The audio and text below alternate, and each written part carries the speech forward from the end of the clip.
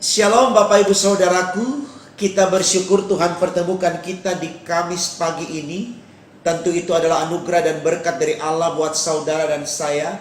Maka mari kita yang mengalami kasih karunia Tuhan ini kembali kita bawa kesediaan kita untuk menerima firman-Nya, sehingga lewat firman Allah di pagi ini kita tidak pernah berhenti melayani Tuhan, karena bentuk pengabdian kita kepada Allah itu akan menjadi berkat sempurna untuk saudara dan saya.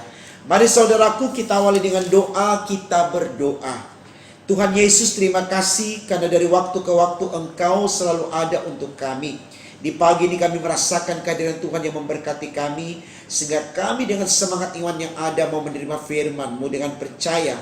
Firman Allah ini semakin menyemangati kami untuk mau melakukan apa yang baik dalam hidup ini seperti yang Engkau diinginkan, sehingga itu menyenangkan hati Tuhan dan kami diberkati di dalamnya. Untuk apa yang kami minta ini Tuhan, berfirman-Lah, karena kami sedia mendengarkannya. Demi Yesus Tuhan kami, amin.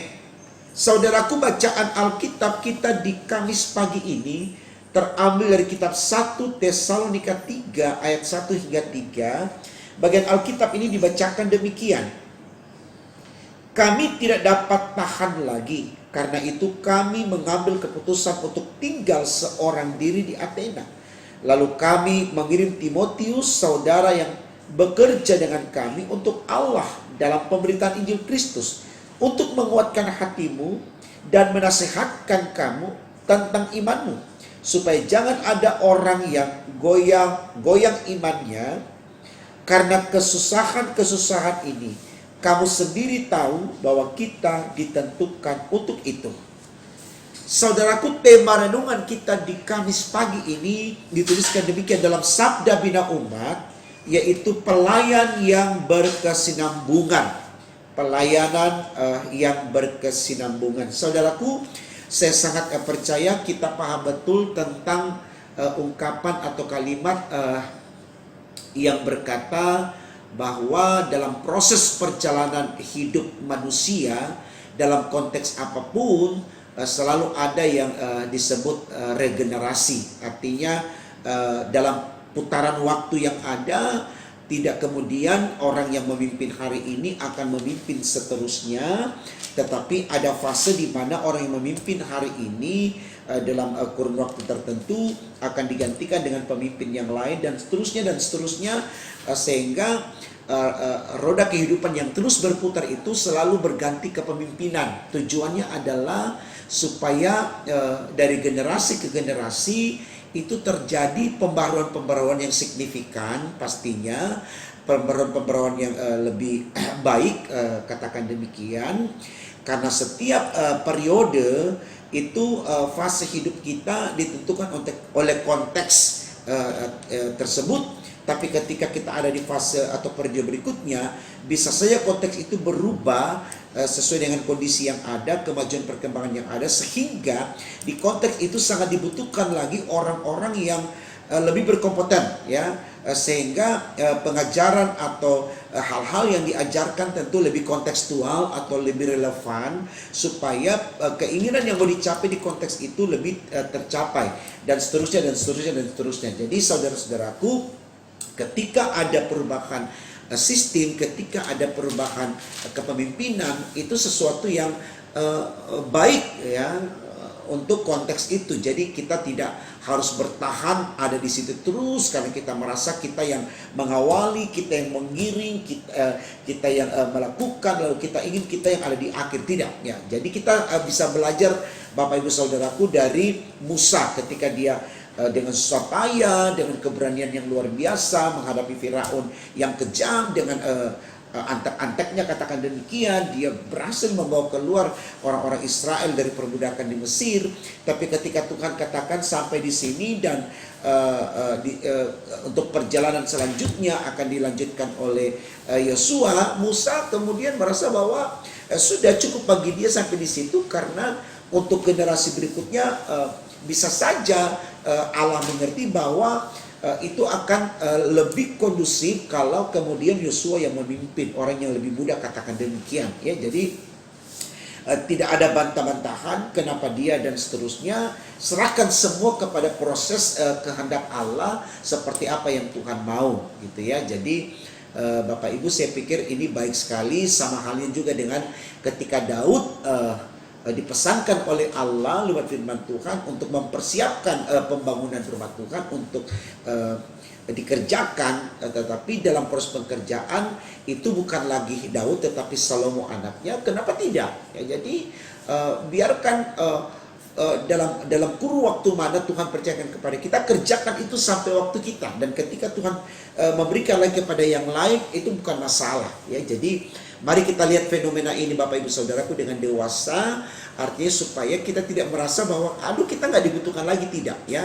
Kita tidak menggunakan kalimat yang dipakai ya seperti orang-orang di Malaysia bilang laskar tak berguna.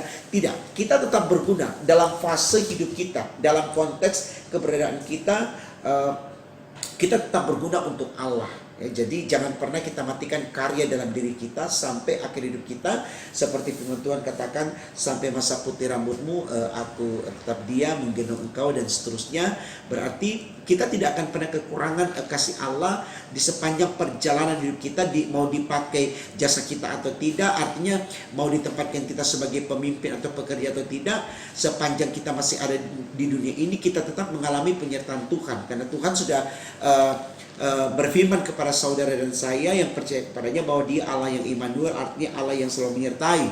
Dia Allah yang Alfa dan Omega, yang pasti mengawali dan yang akan mengakhiri. Jadi tidak ada ruang bagi kita untuk meninggalkan Allah, karena Allah sendiri mau berjalan bersama dengan kita, saudaraku.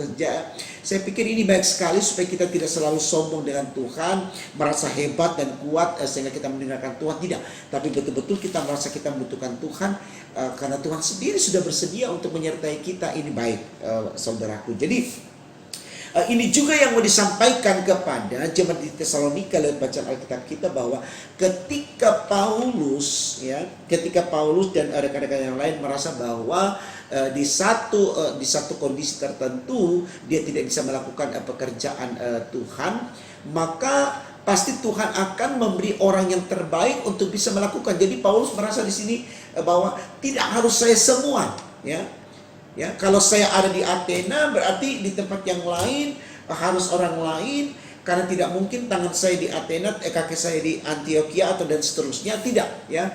Jadi Tuhan sudah tempatkan. Nah sekarang persoalannya bagaimana kita percaya orang untuk melakukan pekerjaan itu sepanjang orang itu diutus oleh Tuhan, dan sepanjang yang dia lakukan sesuai dengan Tuhan, itu berkat, saudaraku. Jadi amanat agung Tuhan Yesus mengatakan pergi ke seluruh dunia untuk menyelamatkan manusia. Bukan berarti saya secara personal pergi ke seluruh dunia, tidak. Tapi bagaimana anak-anak Tuhan yang ada di berbagai tempat di dunia ini, di muka bumi ini, di situ dia berperan. Jadi katakan saya secara pribadi di Bukit Harapan, maka di GPIB yang lain ada lagi, atau di gereja yang lain ada lagi, atau di kota yang lain ada lagi. Itu cara Tuhan. Jadi bukan saya harus ke sini, itu nonsen, tidak mungkin Bapak Ibu Saudaraku.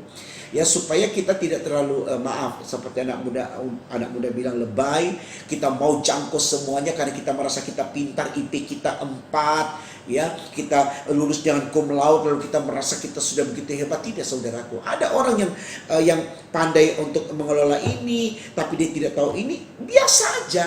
Karena di sini ketika saya tidak tahu ini, ada orang yang Tuhan buat untuk tahu ini, sehingga dari apa yang dia buat berdampak baik untuk saya, sehingga kita saling melengkapi. Tidak semua orang jadi tukang priuk, tapi ada yang jadi tukang jahit. Kalau semua jadi tukang jahit, siapa yang bikin priuk? Kalau semua jadi tukang priuk, siapa yang menjahit?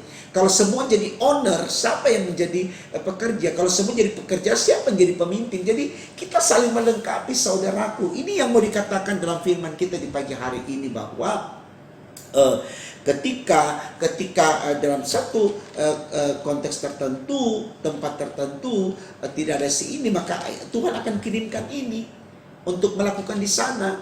Kita stay di sini. Semua akhirnya Bapak Ibu Saudaraku apa? Pelayanan semua berjalan, tidak statis tapi dinamis. Ya, itu yang dikatakan di tema khotbah kita, ya, dituliskan demikian, pelayanan yang berkesinambungan terus berputar. Ya. Dan dalam putaran waktu ini tidak mungkin kita terus yang ada di situ karena usia yang sudah lanjut, makanya ada masa pensiun. Kalau sudah pensiun ya sudah, ya. Jangan kita poor syndrome, jangan. Tapi kita, wah terima kasih Tuhan saya sudah sampai pensiun, ini luar biasa.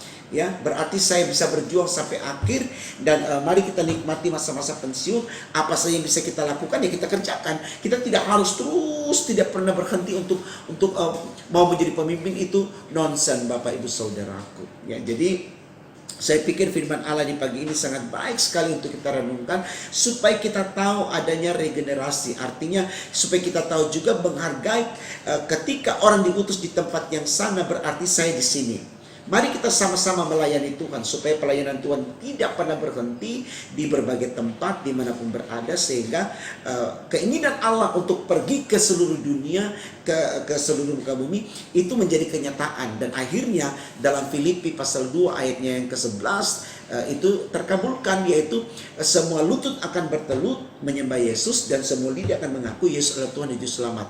Jadi mari saudaraku, karyakan dirimu di mana Tuhan utus engkau, disitulah kau bekerja. Tidak usah lihat kenapa dia di sana, saya di sini, tidak usah. Yang di sana di sana. Mau di sana medannya, ya istilah orang bilang di sana basah, kita di tempat kering. Itu bukan orang Kristen, ya saudaraku. Karena berkat itu tidak ditentukan karena kita ada di tempat yang basah atau di tempat yang kering. Berkat itu Tuhan tentukan apa yang harus kita dapatkan. Bukan tempat itu yang menentukan. Jadi tidak usah iri dengan bahasa-bahasa manusia, dipakai manusia untuk menyenangkan hatinya dan seterusnya. Dimanapun kita berada, di situ kita melayani Tuhan. Ya, jangan sampai kita seperti Yunus, kita tolak pelayanan Tuhan, kita lari dan akhirnya Tuhan tangkap. Kalau bisa Tuhan tidak tangkap, tapi karena kita proaktif, kita mau menerima, kita pergi, gitu loh. Sesuai dengan petunjuk Tuhan. Jadi saudara-saudaraku, ini firman Tuhan di pagi ini sangat mendewasakan kita untuk mengerti bahwa kita ini orang-orang yang diutus oleh Allah untuk ada di satu komunitas, di tempat di mana Tuhan mau pakai kita. Disitulah kita berkarya. Di tempat lain Tuhan akan utus yang lain untuk bisa melakukan pelayanan yang sama. Sehingga pelayanan ini terus berkesinambungan, terus berjalan, itu dinamis, dan akhirnya nama Tuhan terus dipermuliakan dari waktu ke waktu. Bersedialah berkarya di mana Bapak Ibu ada hari ini. Lakukan untuk Tuhan. Maka di sana Tuhan akan memberkati seluruh karya bakti Bapak Ibu, apapun itu, dan itu menjadi berkat bagi kita. Tuhan memberkati firman-Nya. Amin. Mari kita berdoa saudaraku. Terima kasih Tuhan karena Engkau sudah berkati kami di pagi ini. Sungguh kami menyadari bahwa di mana kami berada kami harus berkarya. Kami mohon Tuhan topang kami, dukung kami, agar kami hanya fokus melakukan pelayanan-Mu tanpa harus melihat medan yang lain. Karena kami tahu di mana kami berada, di situ berkat Tuhan ada untuk kami. Sehingga kami tidak berhenti untuk melakukannya. Sehingga kami terus mengkaryakan diri kami lewat kekayaan potensi ada pada kami, demi untuk kemuliaan nama Tuhan. Berkati kami hari ini Tuhan, bersama rumah tangga keluarga kami, demi untuk kemuliaan nama Tuhan. Di dalam nama Tuhan Yesus kami sudah berdoa kepada Bapa di sorga. Haleluya, puji Tuhan. Amin.